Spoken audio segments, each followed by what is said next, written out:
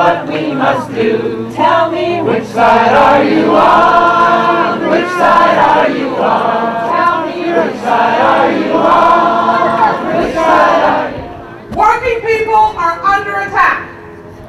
Just like our civil rights leaders who fought for our civil and human rights in the 60s, we are standing here today still fighting that same battle.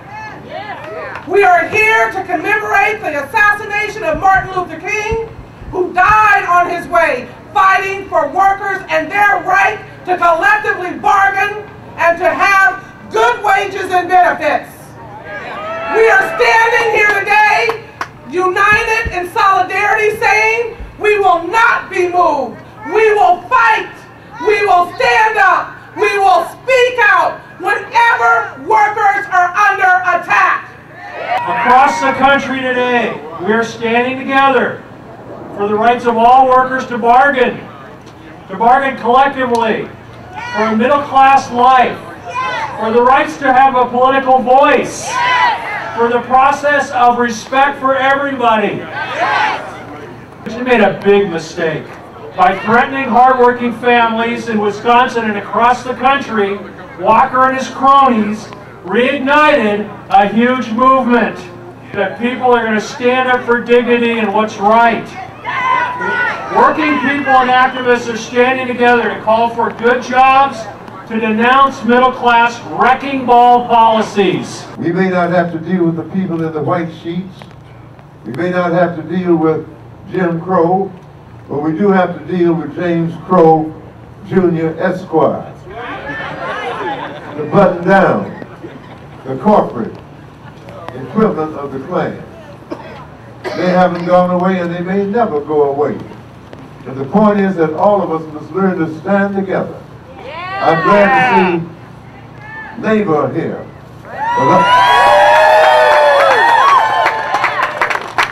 I'm old enough to know that when Labor was not a friend of black folks. Don't get quiet on me now. Yeah, I remember. He said I grew up in Cleveland. That was the industrial heartland. All through there they made tires in Akron. I remember sit-ins. I remember people trying to get jobs that could not get them. It took the war to open up doors for people to get jobs. Martin Luther King, he stood for civil rights. He knew the connection between civil rights and workers' rights. He knew that when one of us is attacked, that we would all have to stand up. And if we don't, we all go down. When I went to Wisconsin, I saw union members of all stripes, private and public, come together and do incredible things. Not to mention just brave 15-degree temperatures in a blizzard. They came together to let Scott Walker know that an injury to one is an injury to all. It was clear when you were there that either you stand on the side with the teachers union and public workers, or you stand against Walker, or with Walker. Wisconsin is just the latest in a nationwide effort as an assault against public employee unions. Walker says that public employees like teachers and librarians are the new haves, and that everyone else are the have-nots. This would be laughable if it wasn't coming from a man who accepts lavish campaign contributions from billionaires. Corporations are funding a war on the workers, a war on American families. These folks just want to go to work every day. They want to put food on the table. They want to send their kids to school. They want to go to the doctor when they're ill. And they want to retire one day and enjoy the fruit of years of their labor. This war attacks their retirement pensions, their health care plans, and even the Social Security system itself. If today Martin Luther King Jr. were alive, and I wish he were, he would be standing with us.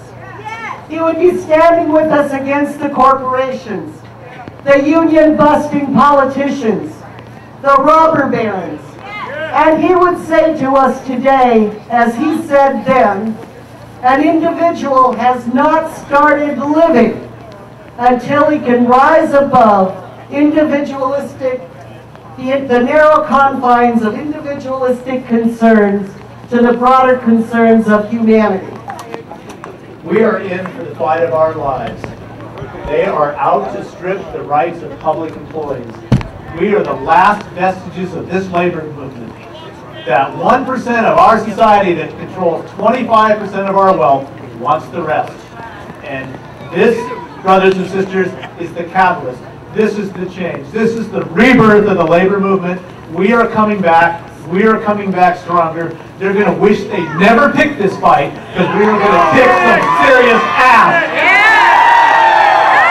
And you're going to see the transit workers out there on the front lines. Take away our binding arbitration, take away our rights to bargain, and I'm sorry, council member, but we'll be on strike. Transit will stop in this town. So, the transit. Thank you. Injustice anywhere is a threat to justice everywhere. We heard those words from Martin Luther King. We know that on April 4th, 1968, when he was standing for the impoverished poor, those that were in a place where they were getting almost nothing for their incredible service to communities and society, that he did not die in vain, because you stand here today prepared to do what you need to do. We cannot, as good people, remain silent. Dr. King demanded principled moral leadership. Our times demand principled moral leadership, and we are not seeing it. What we're seeing is further cuts in education, attacks on immigrant workers.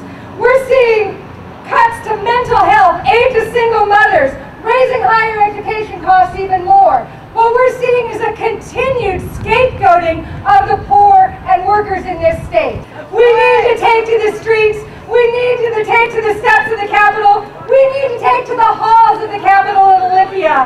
This week, we bring this fight to Olympia for moral leadership. We can't stop. We must prevail. And I will see you on April 8th in Olympia at 12 o'clock noon. Which side are you on? Which side are you on? Tell me which side are you on? Which side are you on? They say that in Olympia no revenue can be seen, but they fail to close the loopholes and the budget cuts are mean. Tell me which side are you on? Which side are you on? Tell me which side are you on? Which side are you on?